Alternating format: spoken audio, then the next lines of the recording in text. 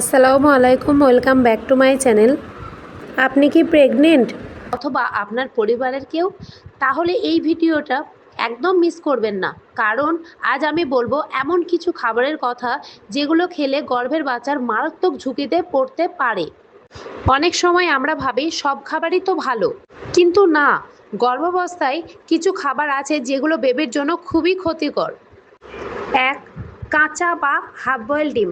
অনেকেই soft egg খেতে ভালোবাসেন, কিন্তু এতে সালমোনেলা নামের জীবাণু থাকতে পারে যা মা ও বেবির জন্য খুবই বিপজ্জনক।